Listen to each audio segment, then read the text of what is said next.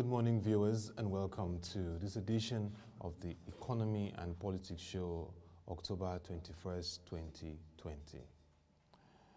As you all know that there is always every reason to be happy and excited and reflect on how a country grows and achieves greatness. But yesterday was a very sad day in our history as a country, and that will be our focus of the conversation today. We'll be looking at the Lekki Tollgate Attack on unarmed youth protesters, matters arising. Yesterday, October 20, 2020, in the evening, along the Lekki Tollgate, located in Lagos, Nigeria, what can be described, like I said earlier, as a Black Tuesday in Nigeria's history, witnessed security forces who opened fire on unarmed protesters, leaving several critically injured and some of them reported now dead. Prior to this incident yesterday,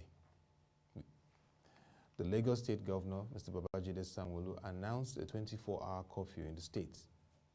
It was initially slated to begin by 4 p.m. in the evening, but moved up later to 9 p.m. This incident occurred between the hours of 8 to 9 p.m. The protesters gathered as usual, and for those of you that have been following the protests, it's about the end police brutality reforms. Initially, the NSAS started, but of course, federal government has banded SARS. The youths were continuing to gather to create awareness on the need for government to come through on their reforms. So gathering at Lekki Tollgate had become one rallying point to emphasize their points. And they said despite the curfew, they were going to remain there throughout the period to press home their demands. Surprisingly, security forces who approached the location on sighting the protesters, according to videos and reports, fired live bullets even when the protesters were sitting down, and of all the whole scenario were carrying the precious Nigerian flag. There were recordings, and this is courtesy of the likes of this jockey switch, recording some of the activities and other recordings that were able to bring this to the fore. Protesters campered and sought for refuge from the security forces who, against conventional engagement with civilian protesters, resorted to using fiat, even when we're in a democratic dispensation. Like I said earlier, this has been a rallying point for protesters. They were not armed. They've been there for over a week now, and this occurred. This did not deter the protesters who decided they would not move from that location. But sadly, several were critically injured, like I said, and several dead. There have been different reports on how many have died, but this is a very, very unfortunate incident which has, once again, in reaction to the unfortunate incident, which came as a rude shock to everyone, I mean everyone with a sense of reason, the Lagos State Governor, in a statement signed by the Commissioner for Information, Mr. Benga Motosho, said they had received reports of shootings at the Lekki Toll Plaza following the 24-hour curfew imposed on Lagos State to stop criminals who, according to the Lagos State government, were hiding under the NSAS hashtag protest to unleash mayhem on innocent citizens. The statement added that the state government has ordered an investigation into the incident and advised security agents not to arrest anyone on the account of the curfew, and urged Lagosians to remain calm and not allow criminals who have hijacked the noble protest of the gallant youth to succeed in their evil plan of turning the states upside down. Of huge interest and concern to everyone was the additional reports that prior to this incident, the CCTV cameras at the Lekki Toll Plaza were removed and the lights turned off, which is a strange occurrence in that area. Who gave the order for that CCTV camera to be removed? And why were the lights turned off? The actions of the security forces received since yesterday night widespread condemnation across the nation and the globe, as people wondered why such horror could occur in a democratic dispensation. In swift reaction to these developments, the Nigeria Bar Association issued a statement saying, against the backdrop of the Black Tuesday, October 2020, it strongly condemned the act of recklessness and lawlessness by security forces. Given the backdrop of the ugly incidents in the country, the NBA stated the following: that the military high command is hereby requested to immediately identify and name the officers involved in this gross professional misconduct for immediate prosecution and dismissal in line with extant laws. The NBA said it shall immediately commence legal proceedings at all relevant for both locally and internationally against the Nigerian military and authorities on behalf of the families of the victims for abuse of power, disregard of rules of engagement, and the infringement of the fundamental human rights of affected ones.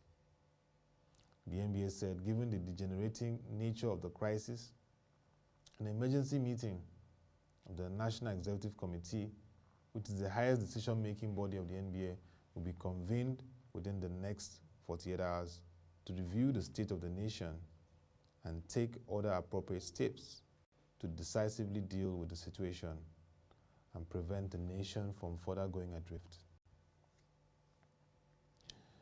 The Nigerian military, to its social and digital media platforms, denied that it was involved in the Black Tuesday incident. They denied it. Even when footages can show you soldiers at the scene, this is very strange. And this brings to the fore the big question: who sent those troops or security forces that you can see showing on our footages that we've gotten from that scene? It also reminds us of the experience of legendary Nigerian musician Fela Nicola Pokuti, who sang about unknown soldiers, and in that song he was giving tribute to his beloved mother, Mrs. Fumilayo Ransom Kuti, that was thrown from the building in what was called the Kalakuta Republic by the unidentified soldiers. Is this a classic case again of people or forces going to carry an operation and being denied by the defense and military headquarters? Definitely the decision by the Lagos State Governor to investigate this matter must be now a large-scale process, because if the military is denying that it was not involved in that incident, then beyond the Lagos State Governor, I would expect that the National Assembly will move swiftly. The Senate Committee on Armed Forces, House Committee on Armed Forces, to invite relevant service chiefs, the Chief of Army Staff, the Inspector General of Police, to respond to this incident, and of course, make a very clear statement on this. At the Lagos State level, I expect that the House of Assembly should summon an emergency session and also inquire around the events around this development. Don't forget that this happened as the curfew was announced by the Lagos State Governor, who gave the instructions, like I repeat again, for the CCTV cameras to be removed, and of course, who gave the instructions for the lights to go off before that incident occurred. Lagos State has a chief security officer, which is the governor, and a lot is expected from him to do the needful of a thorough, transparent investigation. Governments across the world continue to work hard to gain the trust of citizens. This incident is quite heart-wrenching because young people who had great prospects to be potential leaders that will transform Nigeria saw their destinies cut short because of now what we will term unidentified forces, security forces that opened live bullets, opened fire on them unarmed. And again, I state it, in a democratic dispensation. Amidst the curfew in Lagos State, the Nigerian youth are protesting. They are not backing down. I mean, there's a curfew in Lagos since yesterday 9 p.m., but we're getting reports of protests across various parts of the state. And the best appeal we can make is that exercise caution because critical infrastructure are being burnt and destroyed, which is not a good approach to take. Lagos is a very critical state in Nigeria. And in the last 2 days, from the report of the Lagos Chamber of Commerce and Industry, the country, due to the ongoing End SARS protests and End Police Brutality demonstrations, has so far lost 700 billion naira as an economy. And note that the epicenter of these activities is in Lagos, which is the economic capital of the country. So that's one very important takeout from this situation and incident. Apart from the fact that the country has lost 700 billion naira as an economy. Further after this incident occurred, the Lekki Toll Plaza, according to reports, was burnt down completely. And that Lekki Toll Plaza was one initiative that you can call a public-private partnership model to generate revenue and to tolls to maintain the roads in that axis. As at that period, the over 200 million naira was reported to be lost in terms of revenue due to the Occupy experience in that toll plaza. But human lives are very valuable and important. And this, again, is a huge concern to the international community because from yesterday night when this incident occurred, various stakeholders have expressed concerns about the killings and called for justice. As you all know, investors' first port of call coming to Nigeria is Lagos. Already, the reports now that investors are taking a second look at their portfolio and activities in the country and are worried about the situation, particularly in Lagos. It's an emotional period and it's a trying time for the country. Apart from the fact that Lagos is economic capital, it is the technology capital, home to huge investments in fintech and various other layers in the technology ecosystem. And places like Yaba have become the prototype model of what you call Silicon Valley in the US. Lagos is also the hospitality capital in the country, home to the major hotels and investments in that space in the country. Lagos is also the major hub for investment and development activities in the country. This is why what happens in this city is of huge concern to the country. Since I returned to democracy in 1999, this will go down as one day that once again brings to the fore the need for all stakeholders to work together to move our country on the path of peace, justice, and equity. Lagos is also home to major headquarters of key companies in the country, cutting across oil and gas, banks, insurance companies.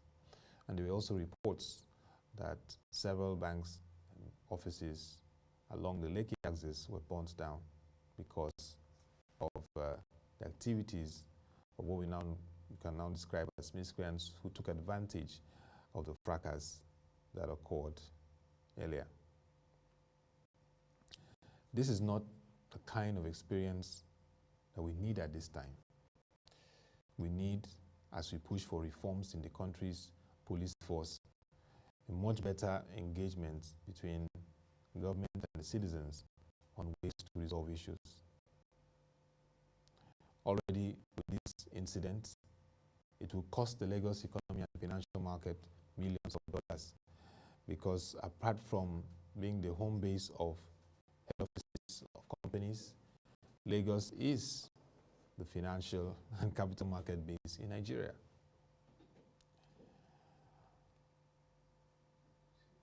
From history, Lagos has been the epicenter of protests from inception since Nigeria's independence. From the day we achieved independence to the various struggles that returned us to democracy, Lagos has always been at the epicenter of protest.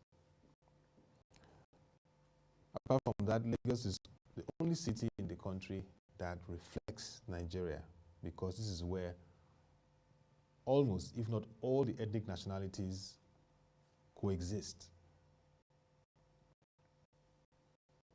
This incident will test our resolve as a country to address every manner of injustice and ensure that institutions align with their best practice and functions. From our platform, and believing in the fact that Nigeria is a great nation with enormous potentials, we will always align with data, facts, and of course,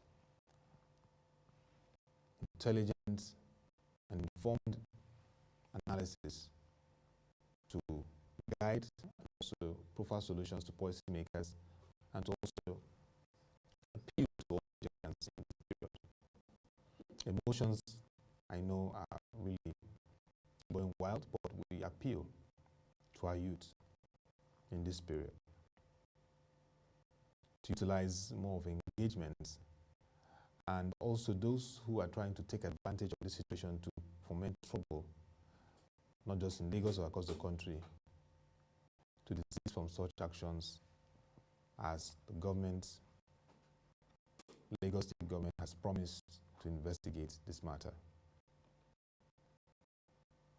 Our young people are dear to us, and it's touching that this happened yesterday. My expectation is that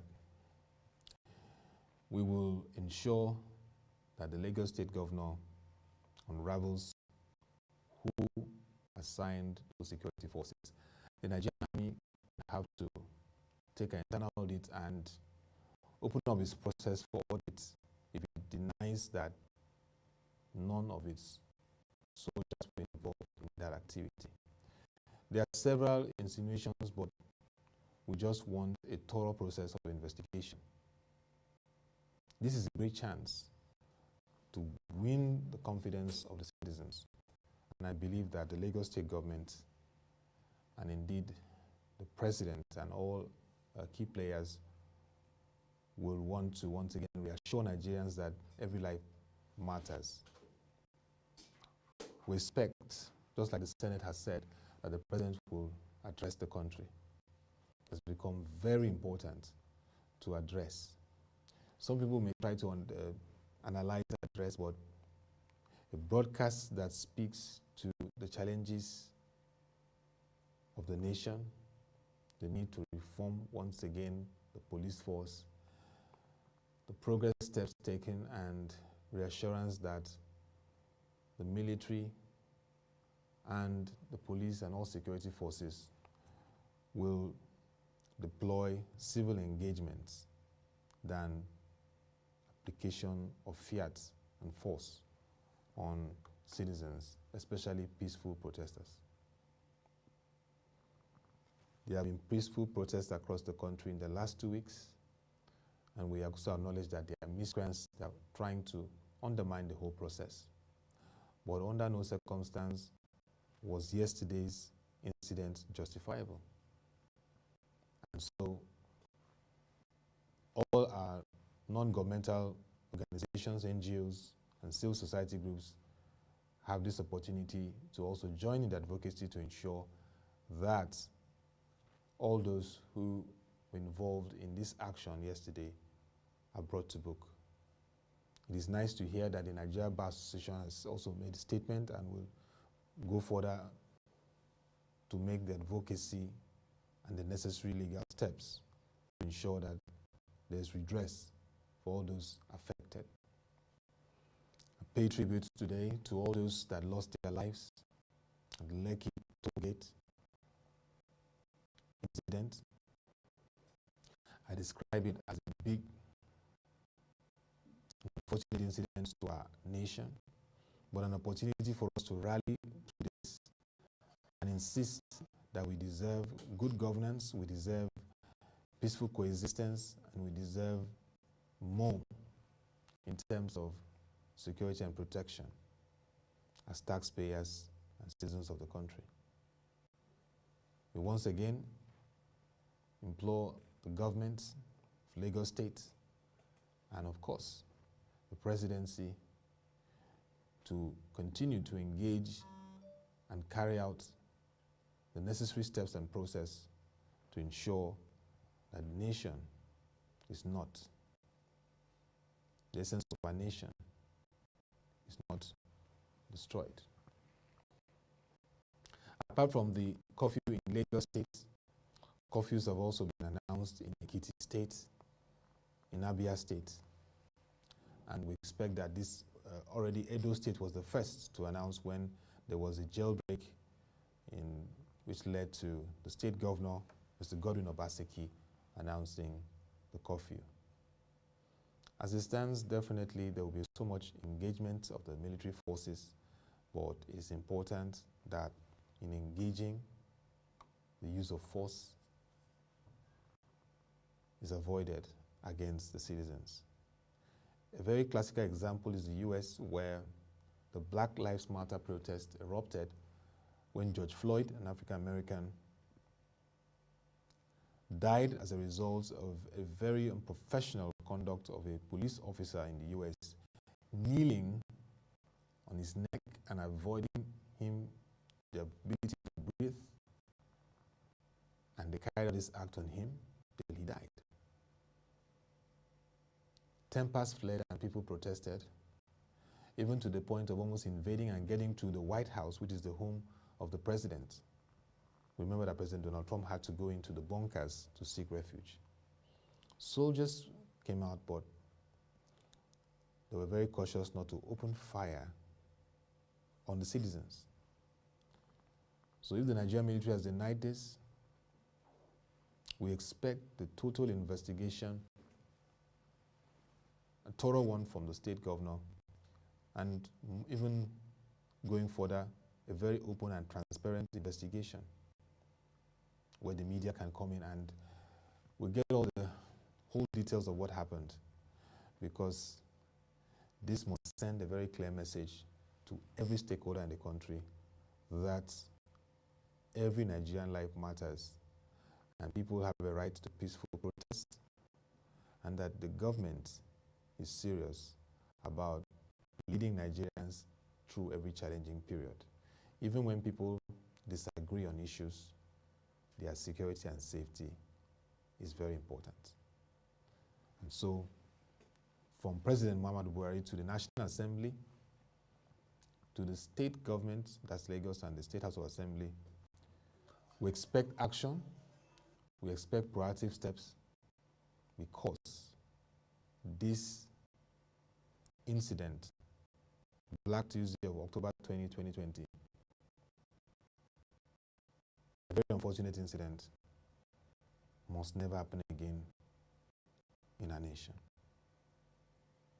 And we once again send a concept, their lives matter. And that is one important takeaway from yesterday's incident. We'll continue this discussion course of the week, but just to let everyone know that we cannot allow this incident threaten our national coexistence. This is a great opportunity. We must not miss it. And we must, as a matter of urgency, show the value we have for Nigerians through this incident. Hopefully, there will be a special session for all those that were lost in this attack at the Lekki Toll Plaza. Naturally, in countries across the world, days are set out for mourning over such incidents. We will expect more appropriate reactions from the presidency to send a signal and a message, not just to Nigerians, but the international community, that our democracy is working for everybody. And that will be all for this edition of the Economy and Politics Show. You can join our website, www.prochange.com, to watch our videos with our news reports and analysis. And also get onto our politics segment at the right hand of our page to get all the updates on the end police brutality, protests, and various steps taken by. Also, to the remote access work, it continues to create value and assures all clients and subscribers of top-level service delivery, even in this period of the curfew announced by the Lagos State government. Also send your views about this incident of the Lekki Toll Plaza, and please make it very clear and precise, and let's avoid statements or words that could create rancor in the country. Send your comments and views on what you think about this incident to news@prochange.com. We'll be glad to receive them and respond appropriately. To all Nigerians, let's not despair. This country is a great country and will ride through this challenging period to become a great and much greater nation in the community of nations. Don't despair. It was a very touching day yesterday, but we must rise up once again and ensure that all stakeholders work together to make this nation inclusive for every citizen, because every Nigerian life matters. To become your way again, thank you for watching. Have a nice day and stay safe.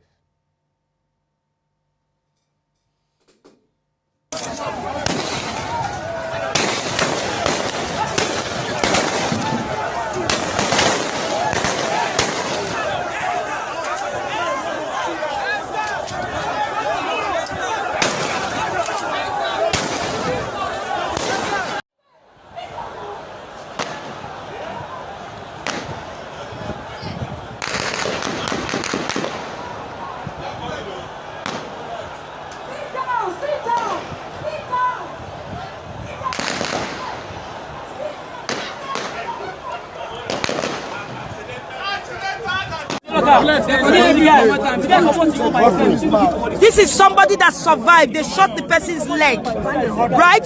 This one survived. Other people they've been shot and killed.